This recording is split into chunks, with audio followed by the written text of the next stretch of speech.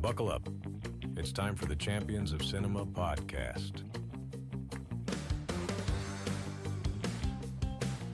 Welcome, sports fans, to the Ultimate Cinematic Arena. I'm your host, Joe Walker, and this is the Champions of Cinema podcast. Fellow producer... What's that? Здравствуйте, sports fans, to the Ultimate Cinematic Arena. I'm your host, and this is the Champions of Cinema podcast. Today we will deep dive into the heart-pounding world of sports films, the victories, the defeats, and the unforgettable moments that make us cheer, cry, and believe in the power of the underdog. What was that? What was that? That was weird. I don't know. Yeah. I don't know. Yeah, Listen, yeah. let's just get back on really track weird. and let's start again, eh? Okay. Damn weird sort of hackers. Okay. Welcome, sports fans, to the Ultimate Cinematic Arena. I'm your host, Joe Walker, and this is the Champions of Cinema podcast. Fellow producer James Marshall and I are diving deep into the heart-pounding world of sports films, the victories, the defeats, and the unforgettable moments that make us cheer, cry, and believe in the power of the underdog. It's season 3, episode 4, and tonight's show features two great podcasters. In the blue corner, our reigning, defending, undisputed podcast host, nicknamed the Podfather, the Mic Maestro, the Audio Artisan, and the Chatty Champ, the one, the only, Joe Walker. In the red corner, the Brit Bowl Division 1 medalist, an undefeated world amateur podcasting champion from the Soviet Union, nicknamed Captain Siberia, James Marshall. And this week we're going hand in hand across the nation for Rocky 4. Great intro, Joe. Right, before we get started with this episode, here's 5 reasons why people should watch Rocky 4. Forget world peace. Rocky takes diplomacy to the boxing ring with his fists laying the Cold War smackdown.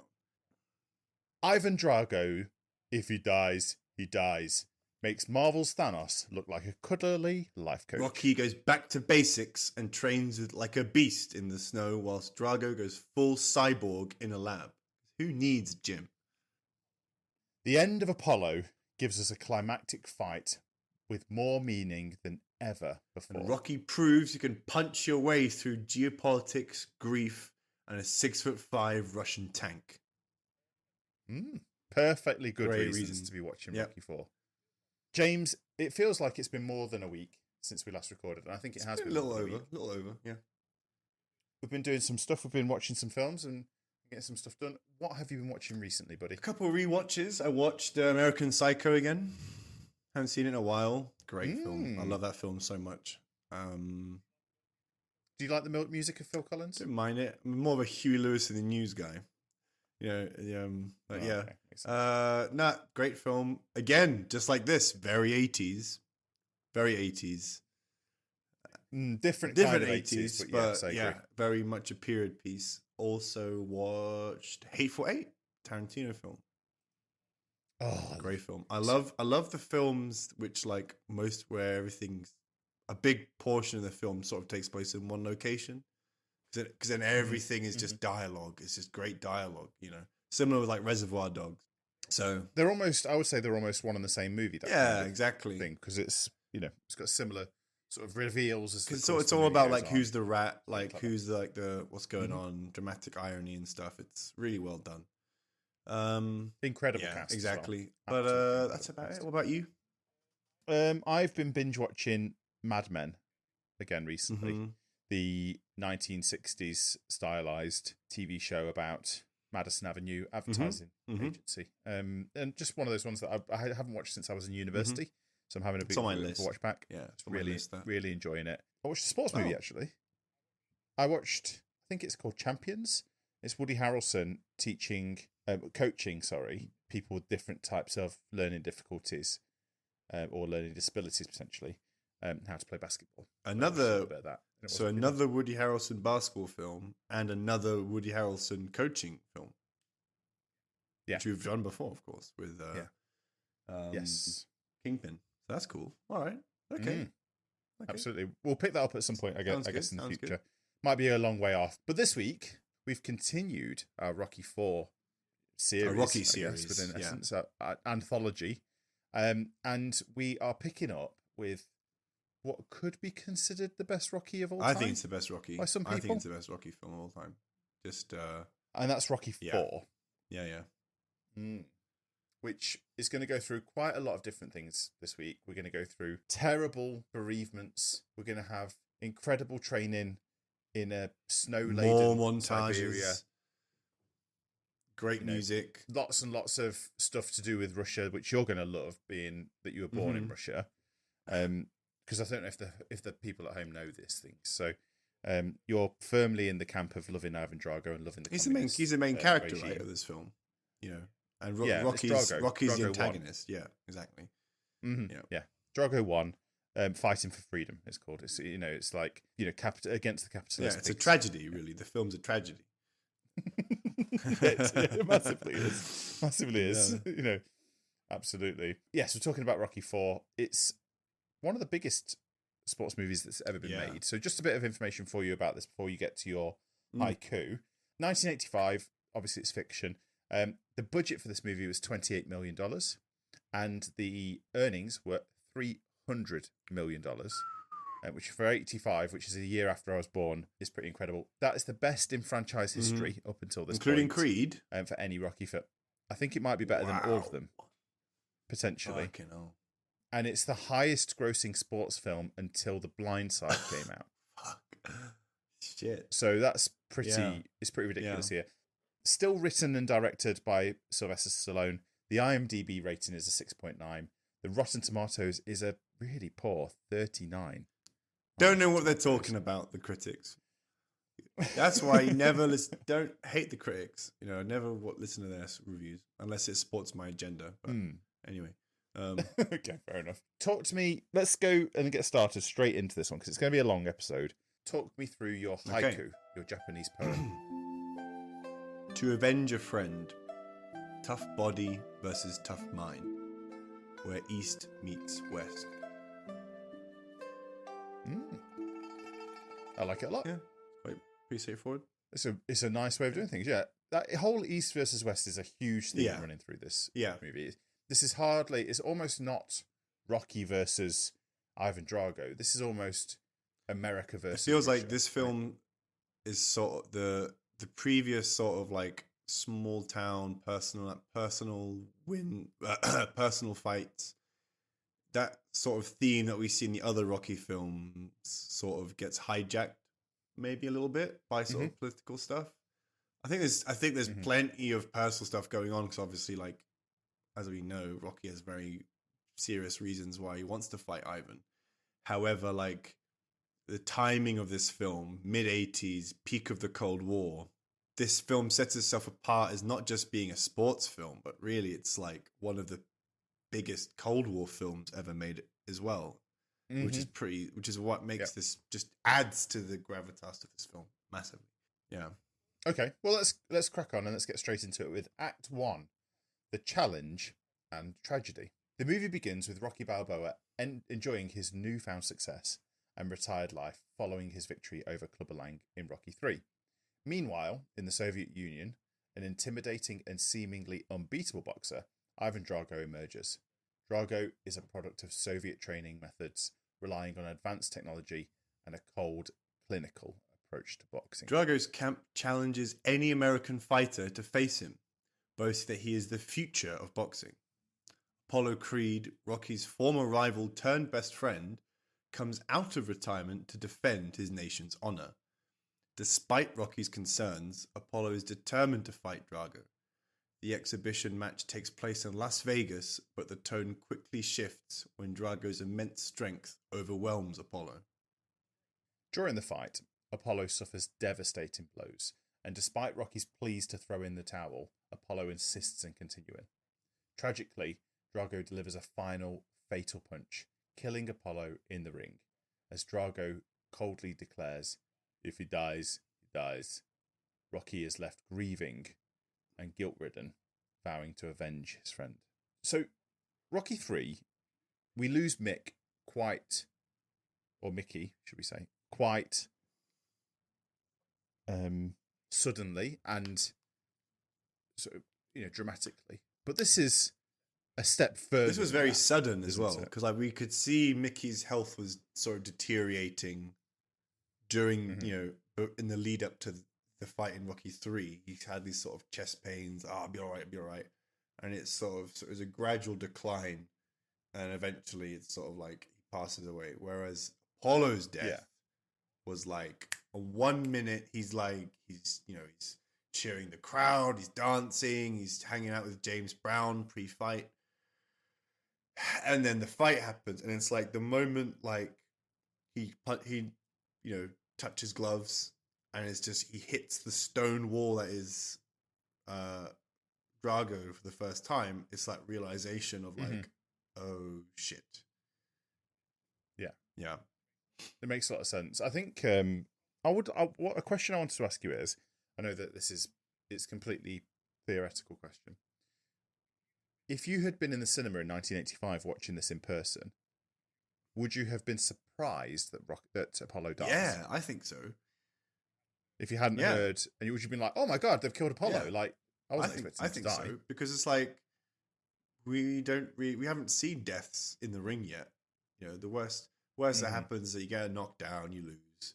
You get knocked out, you get a bit embarrassed, and this is like, holy fuck, he's like dead. And there's a little bit of, and there's maybe like anticipation that something might go wrong, and like because like is the hesitation of like Rocky has in throwing in the towel. It's like everything gets slowed down. Duke's like, throw the towel, It's like it's kind of like, I should throw it really, shouldn't I?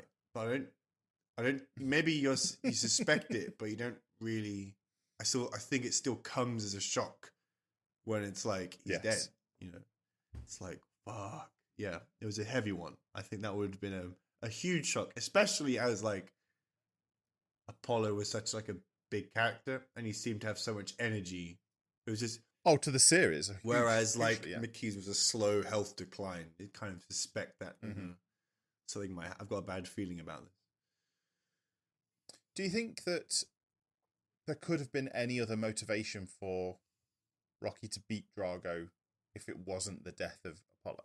I don't think is that the only like viable way for this movie to have been sort of protracted? Because it could have been a bit like Clubber Lang beating Apollo, and then Apollo saying, well, if Rocky beats Clubber Lang, then there's a question of whether or not I could beat him. I think that plot device decision that was made sort of shows like the point at which Rocky as a franchise was. It was like you made the first 3 films, and it was like the stakes got bigger and bigger and bigger. And it's like, we've got to do Rocky. We've got to do a 4th one now. Like, what's the next step?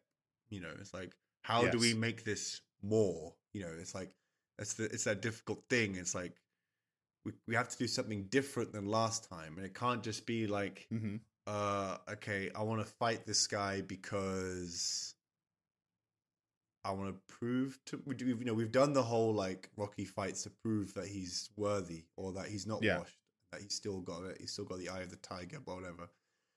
I think they had to go in a sort of a new direction where it's like, okay, let's just make it like a revenge story. Let's just like make this. Let's like put Rocky in a situation where there's no disillusion as to why he wants to fight. It's pure. It's purely personal. Okay, there's a pure motivation. Pure motivation.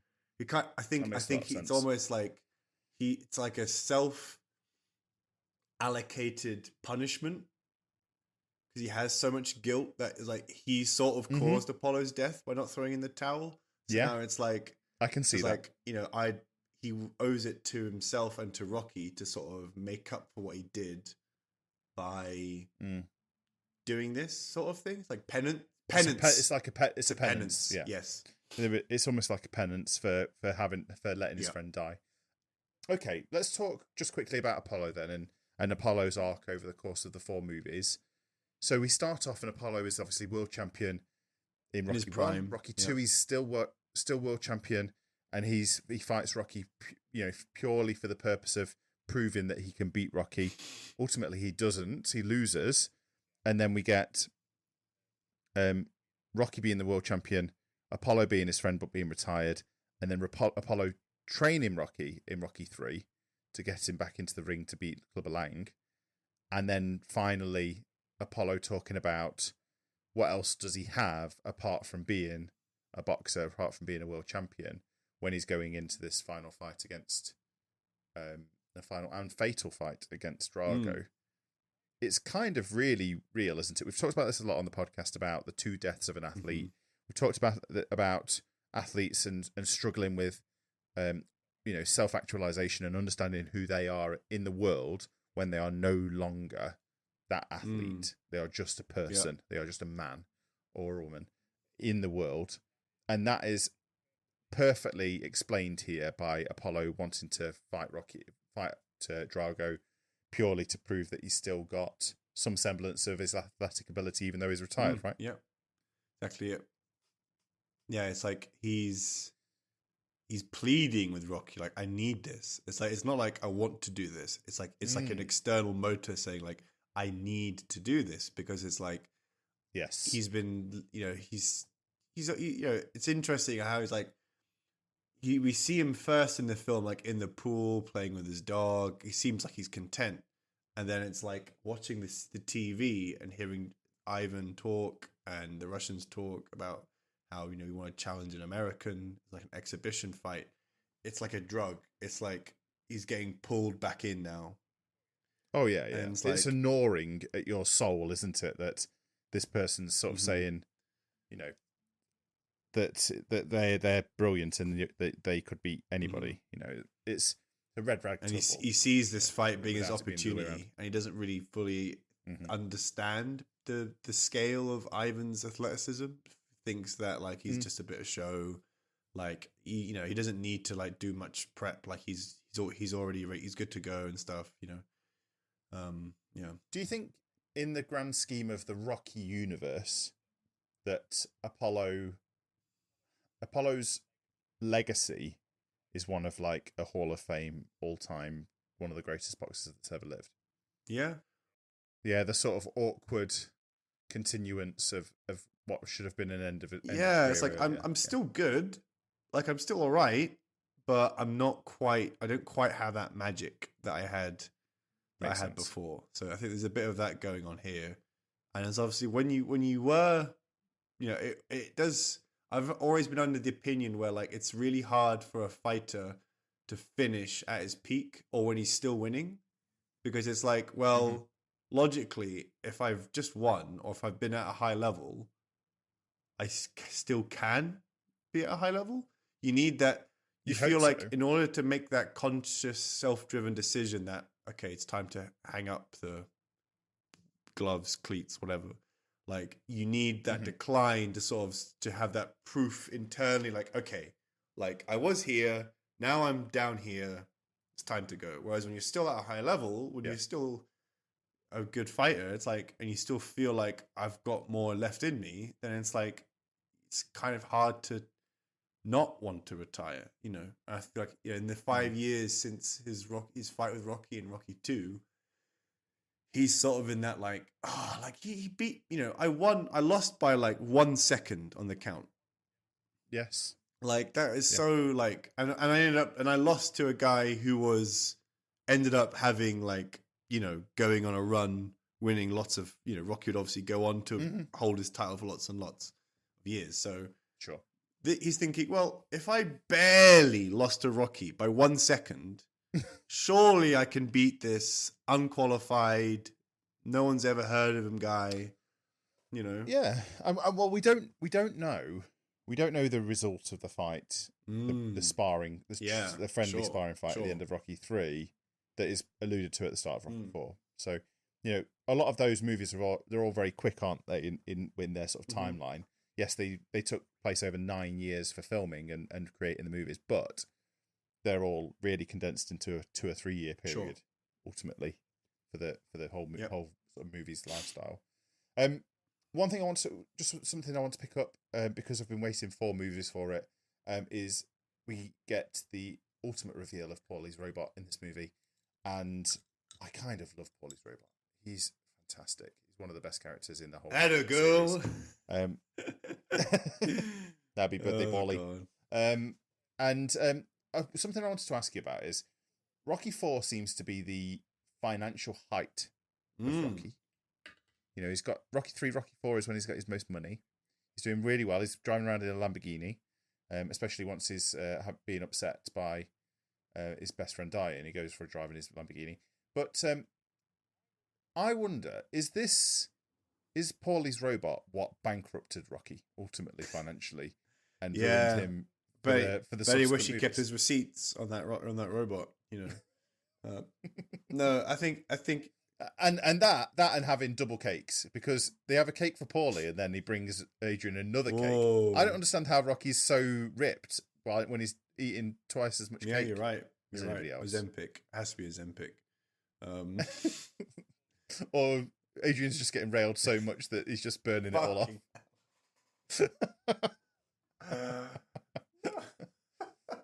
Listen, it's quiz time, James. Yes. It's quiz time. And I've got a quiz for you. First and foremost, I want to give the first quiz question is this.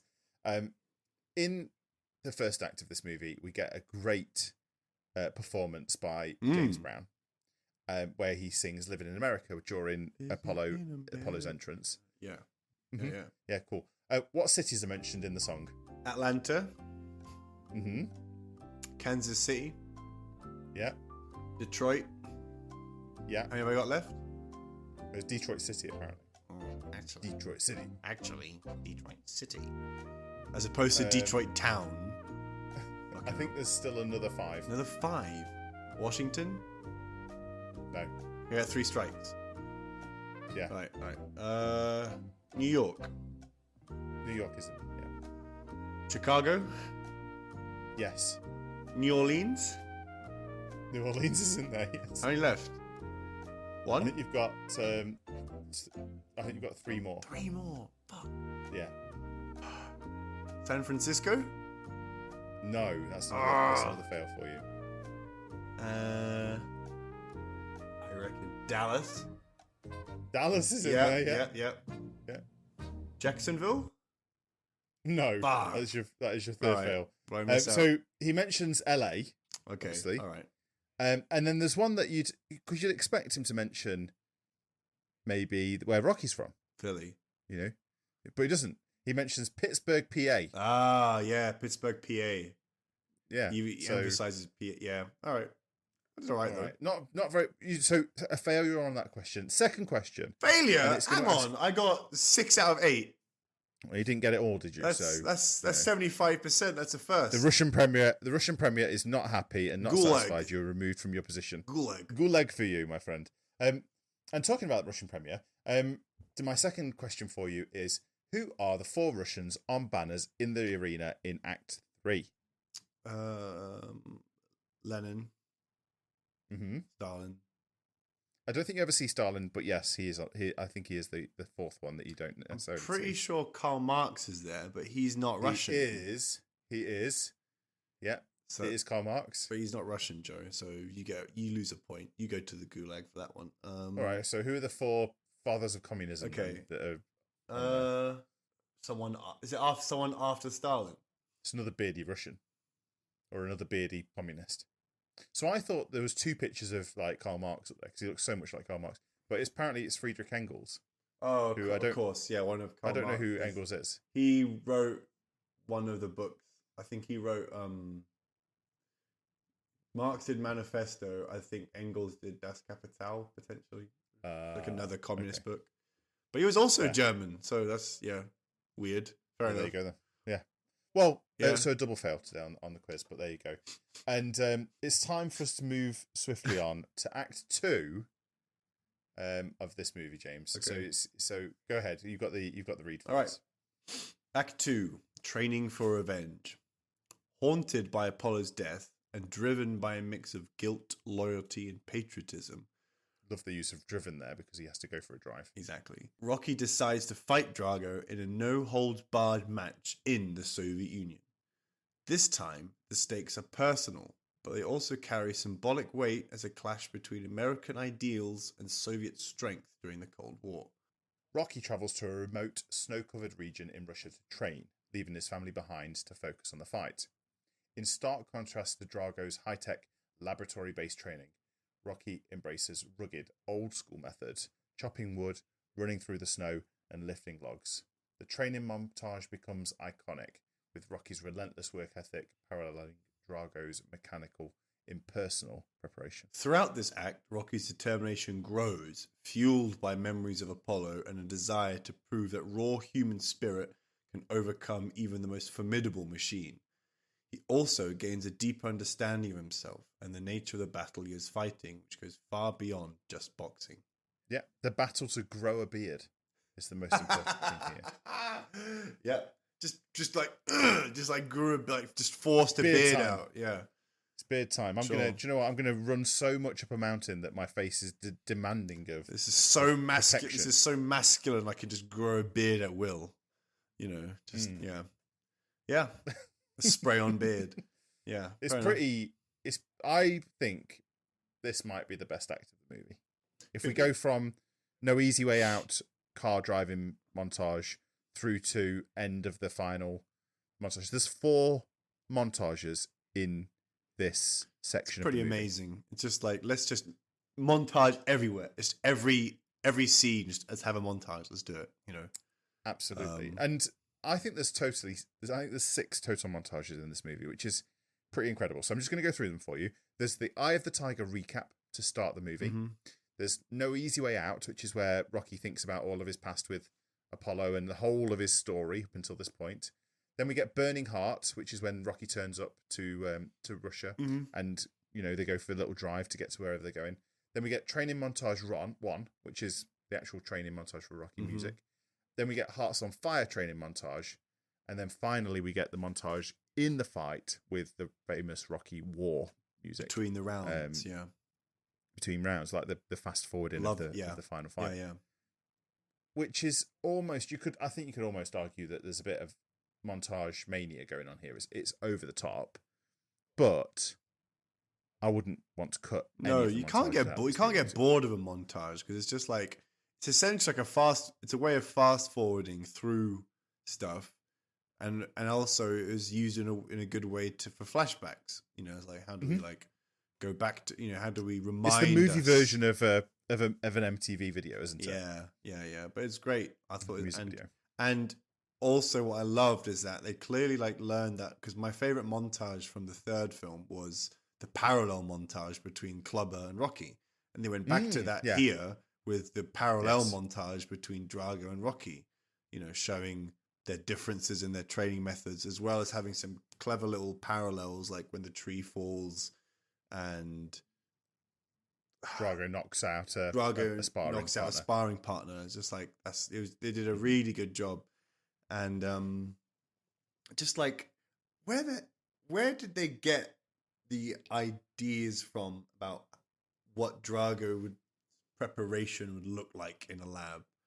Because I think that's possibly what it's just actually what Stallion was doing, all of it, start to finish. Like, take some steroids, train really hard. I think that's probably what he was doing. All the data points everywhere, how he's hooked up with like monitors with the fake computers, and they're able to it's like a scene from Star Trek. It's just like all the all the screens measuring his leg power and going, when that sort of precedence is set when they're showing his punching power. It's like, simply put, everything he hits, he destroys. It's great.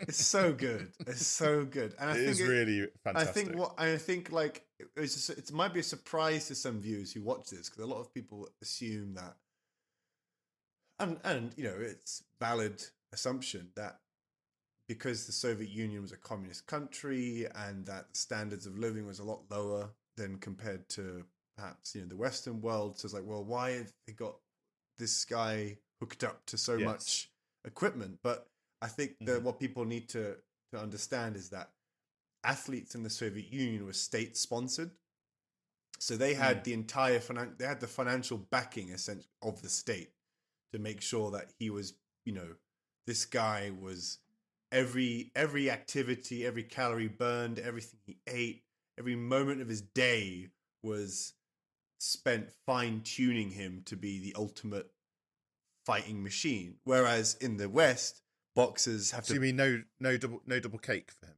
no double cake for Drago. No, absolutely not. No banging his wife. No, no. To abstinence. Nothing. Just whereas in the West, it's like boxers and athletes have to put themselves through everything. They have to get their own funding.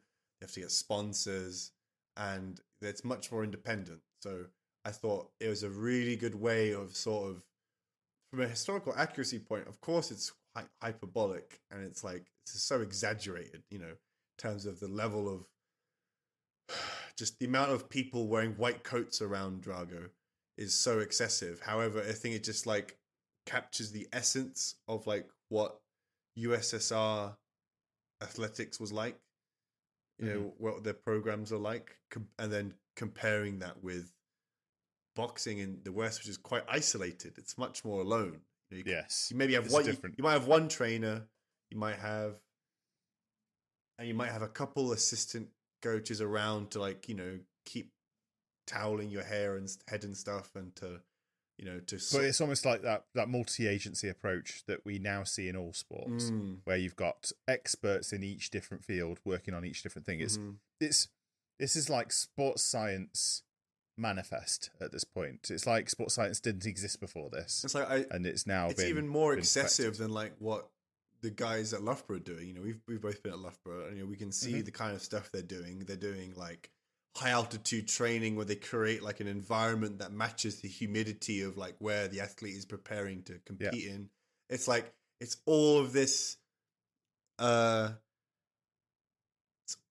academia backed sports and training, but just turned up to 11 completely. There's they leave, it's just brilliant, just in terms of creating the biggest possible gap in experiences between Drago and Rocky. And I think ultimately that sort of leads to points out the hole in Drago's sort of profile as an athlete, which we'll get onto later in terms of why Rocky ultimately beats Ivan. It makes a lot of sense. There is something to be said for Rocky's doing a lot of the same things as Drago's doing, but he's doing them organically. He's doing them by, he's not running on a treadmill to get his road working. He's going out and running up hills, and he's running in the snow and all those kinds of things. And I think that's the point that's really nicely proven here. Is it's almost like saying you don't need all of the science, you just need a lot of determination and heart. And that's what Rocky's story is almost throughout all of the movies. Because we know in this film, Rocky does very little sparring. Because I don't need to spar. Because A, he's experienced, but B, it's he realizes that beating Ivan is not going to be a case of let me switch my stance in the fourth round and let me try and win these rounds, and if I target his ribs, whatever, blah, blah, blah, it's none of that will work, because Ivan just is physically in basically every single way bigger, faster, stronger than Rocky. The only way he can beat Rocky is just to be the last person standing, is desire and wants. It's a heart thing, and that's something which Ivan doesn't have, because every step of Ivan's preparation is based on science and reason and logic. It's okay, well, if you're this much stronger, this much fitter, it won't get to the end of the fight. It'll be over within a few rounds. Yes. And it's just it's that sort of defiance of logic and reasoning that sort of it reminds us about what Rocky's sort of how his style is, which is just that kind of grit, determination. It's the reason why people like Rocky so much, why there's a statue of him in Philadelphia, why he's so important as a sporting image. Even if he's a fictitious character, it's people always like to think about Rocky moments in sports, and he is the benchmark for that. Rocky makes a lot of sense. I think that's really fair. Something I wanted to ask you about was, okay, so is Rocky training in Siberia a pre-thought thing for Stallone as the director and writer of the movie, or is he just doing it because it looks cool? I think it's probably a little bit of both. I think it makes sense why he wants, from a character point of view, I can understand the motivation. He wants to get away from anything that he needs to clear his mind. He needs to go somewhere quiet, no media, no distractions, reminders. Distractions, He feels like, because he knows that Adrian is so against boxing, it's like, I just need to go somewhere else. I need to go with my trainer and my personal like best friend as backup support. Just the guys are in my corner, like, just really strip it down to bare minimum, because this is ultimately a mental thing. It's not a physical thing, And he's learned in the past he has to cut away the distractions, the media, the attention. He doesn't need that. It's not how he's going to win. But ultimately, also, like, running up snowy mountains and cutting wood also looks cool for a movie. So kind of both. Yeah, there is. I'm going to come back to that a little bit later when we talk about memorabilia lane, which is our section where we talk about things that we want to take away from the movie. All right. And there's something from there that I want. Just one last question for you. And we're going to cover this in week 10 of the podcast when we're going to do our Rocky Awards episode. We're going to go through it almost a bit like the Oscars. We're going to have some nominations for each one. My question I want to ask you, sort of as a preamble to that, is this the best soundtrack in all of the Rocky films? Oh yeah, definitely. Like, because it sort of accumulates the rest of the soundtracks, doesn't it? It does. Over time. It takes the best of the best, but then it also adds a new element through very 80s, yeah. Through the amazing work of Vince DiCola, yeah. Vince DiCola, who just like takes this 80s movie and just smears it with synth and just synthetic drums and just epicness, which is like, it is the film and the film is the music. Like it perfectly matched what the film needed, just in terms of the pure excess that the film sort of shows.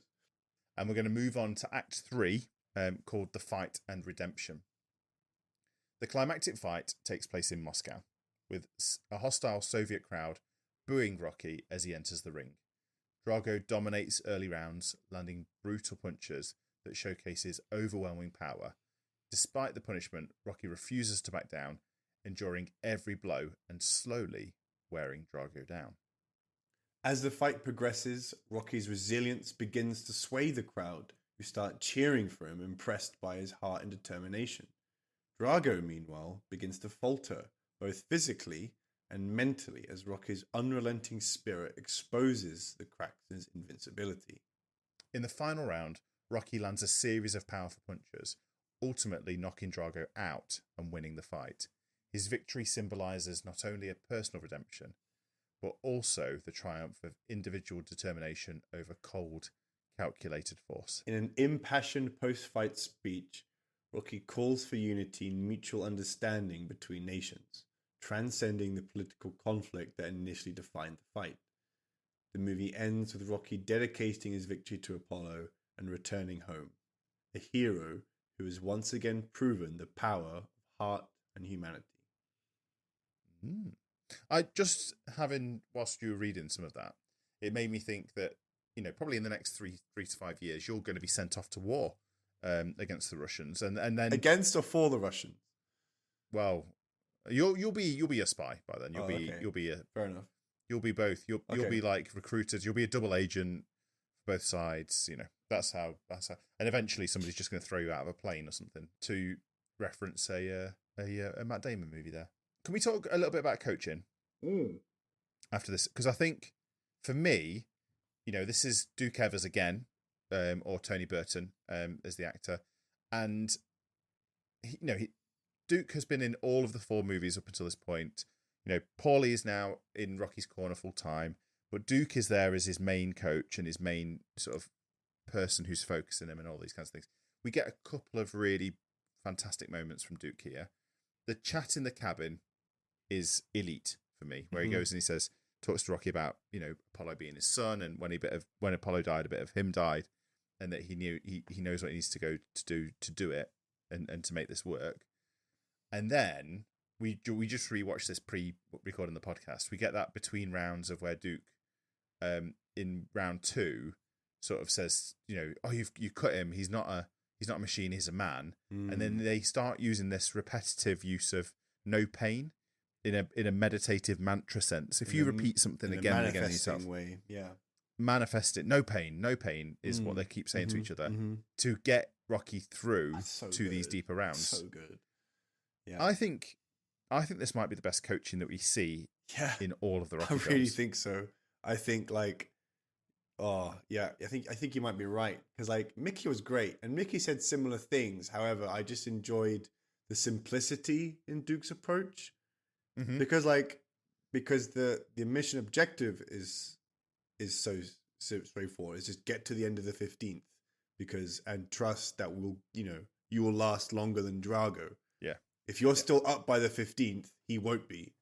But you just have to get there. You can't get knocked out early. You can't lose energy. You can't stop the relentlessness. And I think you're right. It's just like, and also you have to imagine like this is personal for Duke as well. For Duke, yeah, because this is the same. Apollo is his. This is the same guy which killed Apollo. Student, yeah, exactly. So, yeah, it makes a lot of sense. I don't know if Tony Burton's with us anymore. But I would just like to say I think it's possibly the finest coaching performance that we have in any of the Rocky movies until this point, and it makes me excited. Top five coaching performance ever, all time, maybe in a film. Yeah, there's potential. It's difficult because he doesn't get rounded out a lot. He doesn't get a lot of talking time, not like Mick does with some of those quiet moments. But it's really good. But that's because there's no fat on this movie. No. A bit like Sylvester Stallone, who's who's been able to use enough steroids up until this point to make sure that he is as ripped as fuck. Yeah. Talking about that, Drago's team, very different, of Ivan Koloff and Ludmilla, played by Patakai and Nielsen, respectively. Nielsen's pretty excellent at denying her husband's steroid use, isn't she? In the movie, which is clearly why Stallone married her after production wrapped. What? Because he clearly wanted her to deny his steroid use as well. I didn't know they got married. Yeah. Fair enough. Yeah. Is she actually Russian? Wait, or foreign? No, she's from Denmark. Oh, she's Danish. She's from Denmark. Oh, cool. Yeah. I didn't realise. And I don't know where, I'm not quite sure where Dolph Ivan Drago's from. Dolph Lundgren. I think he's Scandinavian. Yeah, he might be Swedish, maybe, or even Danish as well, potentially. Could be Danish. But apparently he's or Dutch. Apparently maybe. Stallone, when Stallone auditioned him, he instantly knew that he was going to be Drago because he hated him. He's Swedish, because he was taller than him. Yeah. Oh, Swedish. Yeah. Thank you. So he hated him because he's taller, stronger. He's got like a doctorate in chemistry or something along those lines, or physics. Wow. He's a very, very smart and intelligent and tall and good-looking man. And that apparently that made Stallone feel quite inferior, and hence he wanted to work with him in the movie. 11 years younger as well. Yeah, didn't really get on, but yeah. So this is only Brigitte Nielsen's second movie. She made Red Sonja the year before with Arnold Schwarzenegger, and was embroiled in a bit of a love affair with Arnold Schwarzenegger during that. So what we find is that Stallone and Schwarzenegger sort of passing around at this point, and then Stallone was like, "Oh, I'll marry her. Come on, Joe. I really like her. But she's hot. She's hot in this movie." The only thing that we could have done with really was Brigitte Nielsen boobs. That would have made a really good. Fucking hell, Joe. All right. Yeah. Listen, you got to remember there's some important things that we've got to cover sometimes. And there goes our audience, just like that. Something that I want to ask you about is why is Rocky more stupid again in Rocky 4 than he is in Rocky 3?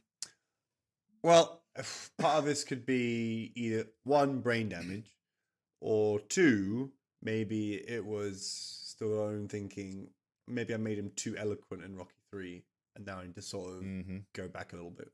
One of those two, I reckon. But it definitely stood out to me, the difference between Rocky and, because we've watched these quite quickly in succession. Yeah. But it really stands out to me in Rocky 3 that Rocky's smarter, well-dressed, all of these things. And then in Rocky 4, he has almost a regression of to self. Because there's a bit where I think he says something stupid to Apollo, and I can't remember exactly what it is. Maybe it's not you versus him. Maybe it's yous versus you. You know, like, Really dumb. yeah. But yeah, it's kind of strange. And yeah, I don't know if this movie does anything for Rocky's development. Do you think it does anything for Rocky's development over the course of the movie? For what? Like his character, is he developing his character again at any point, or is this just a case of? I think it's just. I I'm think going to punch somebody in the face. I think it's just Rocky. Rocky as always. I think it's more probably like the course correction. Like maybe three was a direction he wasn't supposed to be in, and this is kind of what it was meant to be. This is correcting the course. Yeah, it makes a lot of sense. Okay, just talking about this final fight. A couple of questions for you. Do you think that when Drago gets cut by Rocky, that's when Drago realizes that he's human, and Rocky realizes that he's human, and therefore there's this moment where he's like, he can, if it bleeds, we can kill it, kind of thing, to steal from Predator. Exactly that, and I think you can kind of see that a little bit maybe in the way Drago's corner talks to him. They kind of talk to him like a dog, you know. Oh, it's not very nice because they're like going back to like the kind of logic based planning that the Soviets were using. It's like, look, like there's no way that you should be losing. Like, you're bigger, faster, stronger. Like, the only reason that you're not winning is because you're not being good enough.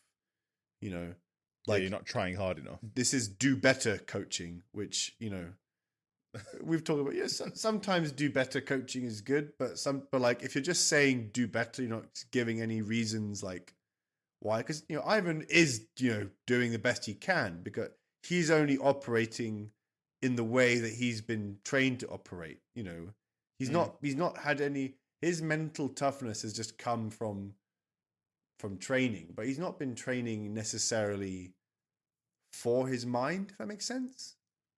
He's just been training like a machine in the sense of like, how do I maximize my output? You know, how do I make my punches stronger? How do I make my stamina more? You know, it's like, how do I run faster? It's not like, how do I want to win? You know, he hasn't had enough experiences either to like, to have that kind of experience to be like, I know what it takes to win from a mental point of view. You know, he's just... That makes sense. Yeah. Just something I wanted to... whilst you were talking there, I was thinking about it. Rocky 1, Rocky loses on points. Yeah. Okay. Rocky 2, Rocky wins by knockout. Yep. Rocky 3, Rocky loses by knockout, and then he wins by knockout. And Rocky 4, you know, Apollo loses by knockout, Rocky wins by knockout. It's almost as if Stallone has forgotten that you can have a points win in boxing. That's boring in films, isn't it? Knockout. But that's if I was coaching Drago, that's what I'm going to teach him to how to beat Rocky. I'm just be like, just beat this guy on points. Yeah, but that's too clever. You know, it's like, you know, it's like maybe that's how boxers. That's the state of boxing now. But I feel like in previous years, more fights were probably won on knockout. Makes sense. And it's like the aim should be to don't let the judges decide who wins. Be in control of your own destiny. Knock the guy out so there is no ifs, buts. Oh, the judges rigged it. Blah blah blah. Like, yeah, it makes sense. You know, even though this fight was in the Soviet Union, so they could have rigged it for points anyway. But to be honest, like there's always questions. Because think about it, like when it was down to the points. When Rocky 1 lost by points, that's when there was the most doubt as to like, well, was Apollo the champion? Because, you know, like it looked like towards the end, Rocky was really giving it to him. Whereas when it's a knockout, it's kind of like, okay, like the better fighter won. You know, I think it leaves less doubt. And also from a filmmaking point of view, it's just much more dramatic. Makes sense. Okay, fair enough. I think... yeah, you're probably right. I think if it was real world boxing and Drago was the Vladimir Klitschko of boxing, he would have just jabbed his way to victory. Because he's like 10 inches taller, you know, like you just do that. Just be like points, points, points, points. Oh, by the way, I'm way Makes sense. stronger than you. If you get too close, bang. You know, like, yeah, he didn't need to try and, because like Drago really wore himself down trying to knock down something which he can't knock down. Yes. AKA Rocky. You know, if he like, once you get to a point where I was like, okay, there's probably about 30 seconds left. I've probably won this round just based on the amount of blows hitted. Let me just go on the defense here, keep sort of moving around lightly, you know, feint a little bit, and then, you know, win on points. So, yeah, I think you're right. In real life boxing, it's kind of like there's less risk associated. If you're the kind of boxer who's doing more, if you're a proactive boxer who's always like, it makes more sense to sort of just do that. But whereas if you're a knockout guy, that you kind of have to go for the knockout, right? If you're a it makes sense. hit less often but hit harder boxer, then you have to go for the knockout because points will not go in your favor. Some usual questions for you, James, as we go through this. I know that we would usually talk about tropes, but I think we've troped ourselves to death on this one. I think we've already hit everything so far. We might need to get to a new trope next week. I can see some coming next week, potentially. Cool. Is this popcorn fun, or do you think this is sort of leaning into being an art house beauty? Now, I think that this is popcorn fun, but I think that it's like so over the top in its popcorn levels that it becomes art because it's like this film sets itself apart as like a period piece of the 80s, peak Cold War, excess, you know, the music, the visuals of like in Vegas and all the excess there, and then going into the cold ruthlessness of Russia and being in that Russian audience with all the banners and the premiere watching.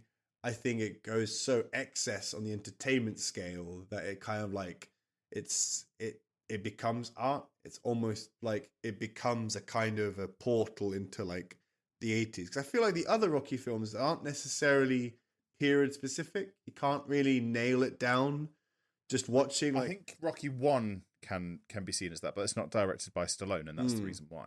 But it's like, okay, it's like it could be 60s, it could be 70s, it could be 80s. Like, what is it? Yeah. You know, whereas this is so clearly an 80s movie based upon the conflict that's happening, the historical figures that we see, the music, the style, the excess. Yeah, the excess. And it's like, that's what 80s is all about. It's excess. You know, it's like, this is the peak of like, you know, the financial deregulation and just capitalism at its peak. And then you have that beautiful juxtaposition with the communism, you know, and the, yes, you know, and the political conflict. So yeah, I think that makes a lot of sense. Yeah, it's like a shoehorn. It's so entertainment, it becomes art. I think you're right. I think because obviously this is directed by Stallone, and Stallone isn't the best artistic director when it comes to things, and you know the cinematography isn't amazing. But I think you're completely right, because the notes I've made have said that this one is probably the closest to Rocky 1 when it comes to artistic form, but it's an 80s art. A bit like you get different styles of art, you know, if we were talking about painting or whatever it might be. This has got a bit where you could say, you know, oh, this was the new renaissance of 80s movies and the artistic version of that. Yes. You know? Yes. Does that make sense? This is phraseology. This is like a quintessential. This has like all the 80s tropes. So like we've got flashing lights, synth, the music, yeah, the political undertones. Like it's peak 80s. It's just like Top Gun, you know, or I'm starting to think of 80s movies now, you know. Or maybe for me, this is really close. If we look at Arnold and a movie that I really like, a dystopian sports movie, in The Running Man, I think that it's got a lot of like theme that's similar to that. And it makes a lot of sense to me that it's really close. Okay, brilliant. Just then, quickly let's take a quick walk down memorabilia lane. And is there anything from this movie that you want to take home with you if you could get your hands on it? Ivan's shorts, maybe. I've already got Apollo's shorts on the wall. Now I think you could put Apollo's shorts right next to it. That'd be pretty cool. Yeah. That would be pretty cool. But hang on, I wait, like wait, that. wait. Paulie's robot. Well, Paulie's Robot is my number one. Sorry, on this. yeah, 100%. That's like I like Rocky's Lamborghini. I like that too. Yeah, cool. I'm a really big fan as well of Rocky's sheepskin bomber jacket Very cool. Yeah, very nice. because I can imagine like going out for a run in it and being really like over hot for a start, but looking incredible. Well, if you're in Russia, but you might not be so hot. It might be just right. Who knows? But they're very breathable. They're probably not made for sport. Well, but it's not synthetic, is it? It's perfect. It's perfect for sport. Maybe Anyway, okay. Before we get to the rating of this, I've got some final questions for you. So, best lines from the movie, and I want to just go through a few. If you want, just chip in if you think any of these are really cool. So, I love in the fight where Duke says, there's that bit where he's like, "Oh, there's 3 of them out there," and Paulie says, "Hit the one in the middle," and he's like, and then Duke goes, "Right, hit the one in the middle." I think that's a really cool line. Pretty good. I think if he dies is possibly the most iconic line in the whole movie. Ivan's most iconic line. Memed a lot. How often do you hear somebody say, if he dies, just in everyday life, even now? Yeah. Nearly 40 years on. Probably the most used line from the film in terms of like memes and stuff. Being like 100%. Yeah. I love that. Yeah, even then. I love Rocky's going one more round when you think you can't. That's what makes the difference. So going one more round when you don't think you can, that's what makes all the difference in your life. It's a really nice line. Mm-hmm. Great. When Duke talks to Rocky in the cabin and he says, "You know what you have to do. Do it. Do it." I just all over that. I think that's brilliant. Yeah. And then Drago in Russian saying, "He is not human. He is a piece of iron." I think he's just brilliant. Yeah. He's like iron. And then I've got a final 2. We've already talked about Duke saying he's worried you cut him, you hurt him. You see, he's not a machine. He's a man. To me, that's mine. I love that. That might be my favorite. Yeah, that's a good one. I love that one. It's a great one. And then I think there's a load of really good lines from Apollo before he passes away in the movie. And the one that I've sort of reached out here and picked out as their best is, "We always have to be in the middle of the action because we're the warriors. And without some challenge, without some damn war to fight, then the warriors might as well be dead, Stallion. Now I'm asking you, as a friend, stand by my side this one last time." It's pretty great. Almost like a pre-battle speech. It's almost prophetic that he knows that he's going to not come out of this one. Mm-hmm. That's pretty. Yeah, that's a good one. Or maybe that Apollo the fighter is dying in the ring at this point, whether or not he survives anyway. Yeah. No, good, great choices. Such a good film. Great lines. Such a good film. And a really nice place to bring us to our final question, and that is the question that we ask in every episode of the podcast, James, and that is, did you enjoy this, and is it a champion? This was the best Rocky film we've seen yet, maybe the best film we've done yet, and it is a champion without question. In my opinion, you think it's better than Rocky 1? It's better than Rocky 1. Wow, I'm putting it right there with Any Given Sunday as a sports movie. I think that anything that's derivative, I don't think can be better than something that's initiates. I don't think it can be I don't think Rocky 4 can be better than Rocky 1, even though I understand your reasons for saying that. Okay, so here's what I'd say. Just quickly, go on. It's possible that Rocky 1 is a better Rocky film than Rocky 4. However, I think Rocky 4 is a better film than Rocky 1. Rocky 1 is a better Rocky film than Rocky 4, but Rocky 4 is a better film than Rocky 1. I just think that Rocky 4 is the culmination of all of Stallone's work up until this point. And that's why it gets a lot of the rub. I don't think it's got as much pureness as Rocky 1. Yeah, because there's not as much love story. No, and stuff between you're right between him and Adrian. Adrian's has a much smaller role in this. Yeah, this could be argued that this movie is less of a love story and more of a sports movie. And that's and I think Rocky. I think the essence of Rocky is it's a love story, which isn't much in this. But I think as a film, just as by itself, I just think it's like wow. I don't think there's not a lot I'd change in this film. Yeah, that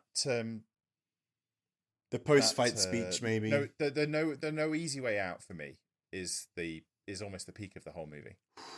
I think because it shows Rocky's, all of Rocky's arc. It shows his experiences. It shows his, initial battle with Apollo, but then his reliance upon Apollo to come back, and how much Apollo meant to him. Because without Apollo, there's no Rocky. Because Apollo chose Rocky. Because Apollo handpicked Rocky to be the guy that he was going to fight in the first movie. If you think about it, Rocky would have never have gotten out of where he was without Apollo. And that's why Apollo is possibly the most important character in all of the movies. No, yeah. But I will agree. And I think that we can firmly say that this movie is a champion. Let's go. And we should respect it as such. Yeah. Wow. Okay. Well, that's going to bring this one to a close. It's going to bring this one to an end, really, within reason. And I don't think we've done too badly here in Rocky 4. I think we'll get into the point. I think we've got 5 more Rocky movies to do afterwards. Yeah. And this might be the peak. Yeah. It might be all downhill from here. The Creeds will be. I'm hoping Michael B. Jordan. Yeah. I'm hoping Michael B. Jordan can save us a little bit. Yeah. I think he will. I haven't watched Rocky 5 or Balboa yet, but I don't know. I'm sort of have my reservations. Let's say that's understandable. I have my reservations. That's completely understandable. Yeah. Okay. Well, listen. If you're enjoying this series, I hope that you are. I hope that you're listening along with us, and I hope that you're ready for episode 5 of our Rocky series next, which is Rocky 5. James, do you even know what happens in Rocky 5? Not a clue. Oh wow. Okay, you're gonna be ready. Just it's gonna be different. It's gonna be difficult. It's not going to be exactly what you want it to be. You're alive. No. Apollo isn't coming back. Fuck. The only way Apollo's coming back is in the kids that weren't swallowed, in his illegal child Adonis. All right. Fuck's sake. All right. So yeah, James. As usual, I'd like you to tell people where they can find us, where they can get hold of us. They can find us at Champions of Cinema on Instagram, TikTok, and YouTube. And you can also write to us at championsofcinema@gmail.com. Let us know what we got wrong. Let us know what we got right. Let us know what feelings as well. What feelings you have about this film, as well as what films we should do next. Absolutely. And it's time for us to say goodbye. It's time for us to wrap Das Svidanya. It's time for us to hear the final bell on Rocky 4. Uh-huh. During the recording of this episode, James, I've seen a lot of changing in the way that you feel about me and the way that I feel about you. In here, there are 2 guys podcasting with each other, but I guess that's better than 20 million. I guess what I'm trying to say is that if I can change and you can change, anybody can change, and that anybody can record a sports movie podcast with me. Hell yeah. Wait, what? Okay, thanks very much, everybody. We've been the Champions of Cinema, and we will see you next time. Bye! Spasiba.